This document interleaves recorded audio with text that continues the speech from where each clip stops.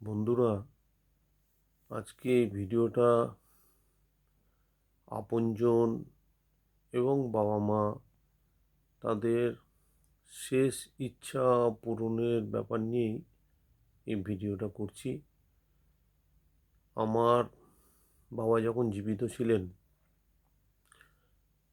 তখন ছোটোবেলা বাবার সাথে অনেক মুভি দেখেছি এবং প্রায় সময় বাবার সাথে আমি কেওড়াতলা শ্মশানে যেতাম।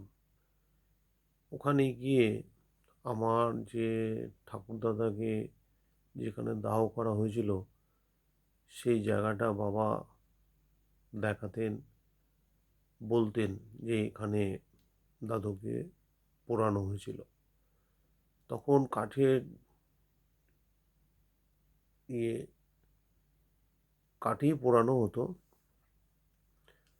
তখন ইলেকট্রিক চুল্লি আমার অতটা মনে নেই, তবে মনে হয় তখন ইলেকট্রিক চুল্লি হয়তো আসেনি, কাঠেই পোড়ানো হতো। তো বাবার সাথে গিয়ে আমি কেওড়াতলায় যে কালীঘাটের গঙ্গা যেটা খাল যেটা, সেখান থেকে জল নিতাম। আমি আমার বাবা গিয়ে দাদুর ওই যে বেদিটার মধ্যে দাদুকে পোড়ানো হয়েছিল সেখানটায় জল দিতাম, বাবাও জল দিত। দেখতাম বাবা আমাকে আড়াল করে বাবা কাঁদতো। তারপরে আমি দেখতে পাই বলেই আবার রুমাল দিয়ে চোখটা মুছে নিত। খারাপ লাগতো, কষ্ট লাগতো খুব। যাই হোক, বাবা আমাকে মৃত্যুর দিনের আগের পর্যন্ত বাবা আমাকে এই কথাটা বারবার স্মরণ করিয়ে দিত, আমি যখন মারা যাব আমাকে কেওড়াতলা শ্মশানে যেন পোড়ানো হয়, এটা মনে রাখবি। যাই হোক, তা বাবা আমাদের পাক সার্কাস চিত্তরঞ্জন হসপিটালে বাবা মারা গেছিলেন। তখন আমার কথাটা ভালোভাবেই মনে ছিল এবং তখন সেই সময় যারা আমার সাথে উপস্থিত ছিলেন আমি কথাটা তুলেছিলাম যে বাবা কিন্তু বলে গেছিল যে কেওড়াতলা শ্মশানে যেন বাবাকে পোড়ানো হয়। কেন, বাবা একমাত্র কথাটা আমাকেই বলতো। আমি তো যেহেতু তার বড় সন্তান, সেই জন্য আমাকেই বলতো, আর ভাই বোনদের হয়তো সে বলেনি, বললো হয়তো তাদের খেয়াল থাকতো। যাই হোক, সেই সময় এই ব্যাপারটাকে অতটা গুরুত্ব দিয়ে ভাবা হয়নি। বাবাকে নিয়ে যাওয়া হয়েছিল নিমতলা শ্মশানে, সেখানে বাবাকে দাহ করা হয়। সেখান থেকে আজও পর্যন্ত আমার ওই যন্ত্রণা বুকের মধ্যে কুড়ে কুড়ে খায়, খারাপ লাগে, কষ্ট লাগে।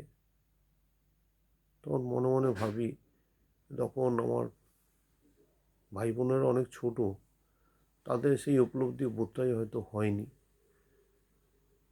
যাই হোক, তারপর থেকে আজ পর্যন্ত আমার ঠাকুরমা, জ্যাঠা, জেঠিমা, আমার দিদিমা, দাদু, যারা যারা আমার পরিবার থেকে গত হয়েছেন প্রত্যেককেই ওই নিমতলা শ্মশানেই দাহ করা হয়েছে। আমার মেসোমশাই ওইখানেই দাহ করা হয়েছে।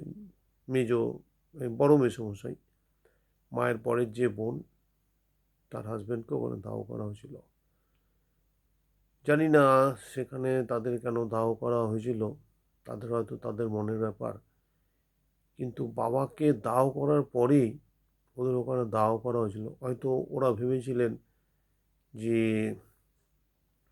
আমাদের একজন যখন ওইখানে দাহ করা হয়েছে, তো সেই দেখা দেখি হতেও পারে, নাও হতে পারে, সবাইকে ওখানেই দাহ করা হয়। রিসেন্ট আমার পিসি মারা গেছেন, তাকেও সেখানে দাহ করা হয়েছে এবং আমার জ্যাঠাতো যে মেজদা, সেইখানে দাহ করা হয়েছে।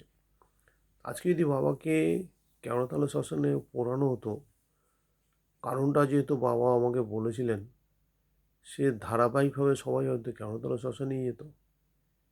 এটাই নিয়ম, এটাই করা উচিত। তা আমার মনে হয় প্রত্যেকটা সন্তানের উচিত বাবা মা যা ইচ্ছা প্রকাশ করেন মৃত্যুর সময় সবসময় সম্ভব হয়ে ওঠে না, এটাও বাস্তব সত্য। তবে চেষ্টা রাখবেন যেন তাদের কথা মতো কাজটা করা যায়। তার আপনজন যেই বার্নিং ঘাটে দাহ করা হয়েছে সেখানে যেন তাকে দাহ করা হয়, এই শেষ ইচ্ছাটা পূরণ করা উচিত। তাদের আত্মার একটা তৃপ্তির ব্যাপার, শান্তির ব্যাপার, যে আমি সেখান থেকে বঞ্চিত হয়েছি, এরম যেন ভুল, আমি ঠিক ভুল করতে চাইনি, পরিস্থিতিতে হয়ে গেছিল।